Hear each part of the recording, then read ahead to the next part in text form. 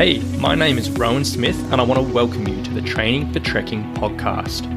Now, this is the world's very first podcast which is entirely dedicated to helping you train, prepare and conquer your upcoming hike, trek or mountain adventure. So once a week, I'm going to be giving you quality and practical information on the subjects of physical preparation for trekking, dealing with altitude and nutrition on the trail, so you can know everything you need to be doing to have the best chance of a safe, enjoyable and successful adventure. So now you know what you're in for, let's get into today's episode. So welcome. Today we are talking all about quick workouts for hikers. Now this has been inspired from my own training at the moment. I'm trying to get back in the mix of things. I don't really have a huge amount of time to train, and even worse on top of that is I don't have a huge amount of motivation to train for a long time.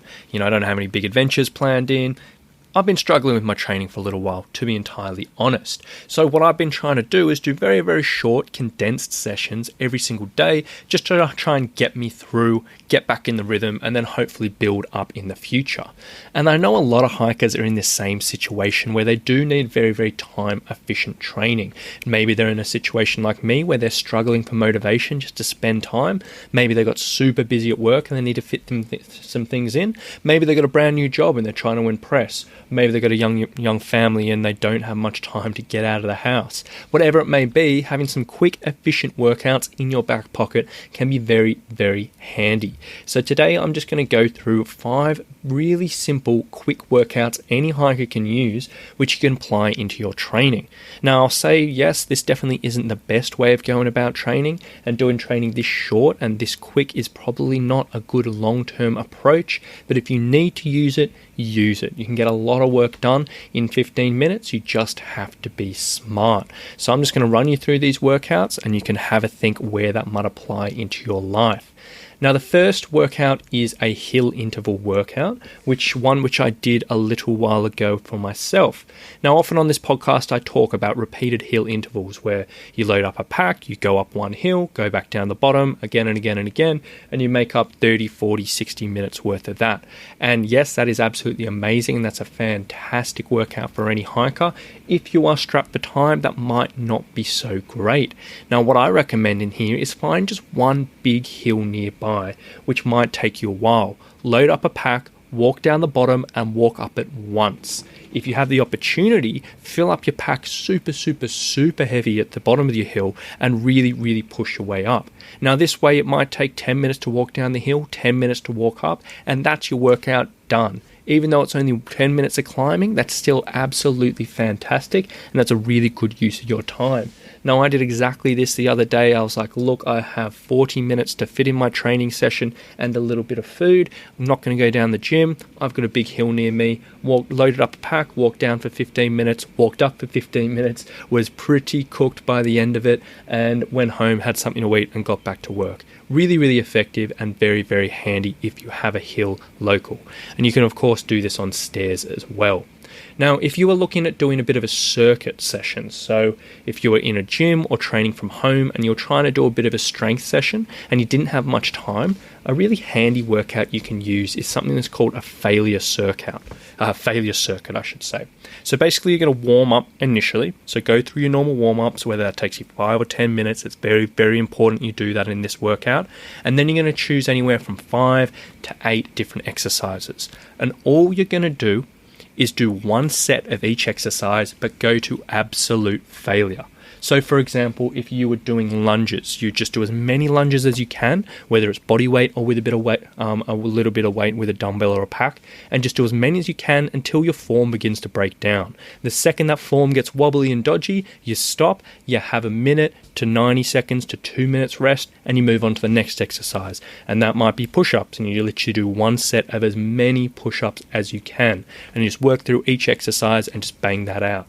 Now, it's not really traditional strength training where you're repeating exercises again and again, but if you do work hard enough and you can put yourself in the mental position to really push to that point and try to push through that uncomfortable period, it can be relatively effective, and that can be a good use of your time, and you can get a lot of work done in about 15 minutes there. Now, for the more advanced lifters, some people who might have a bit more experience with their strength training, a really great workout as you can do, again, this is just for the experienced people, is what's called a 1x20 workout. So in this workout, you choose one big exercise, whether it's a squat, whether it's a deadlift, whether it's some type of bench press or something like that, but something that you know you can do comfortably and competently. What you do, you go through your normal warm-up, you go through a few warm-up sets of that particular exercise, and then you load up that exercise to a weight which you can normally do 10 repetitions. So if you're doing your squats, you load up a weight which you would normally do 10 repetitions. And then what you do is 20 repetitions in a row. And when I say in a row, obviously you will have to rest if it is that relatively heavy, but you just make sure the bar stays on your back. You have a few breaths in between each repetition, and you just keep on going until you get to 20. You know, it might take you 4 minutes, it might take you 5 minutes, it might take you 8 minutes, but eventually you're going to get there. And by the end of that 20, my gosh, you are going to be feeling it, you are going to be done, and that is a solid workout in itself. So with that one, just choose something which you can commit to, that you have no issues or pains or anything like that, and just smash it out. As I said, probably someone for the more advanced lifters there. The next one is simply, if you have got 15 minutes, just go on the treadmill, on the rower, on the stepper, or go out for a run outdoors and just smash out 15 minutes as quick as you can. Do a little time trial, see how far you can get in 15 minutes.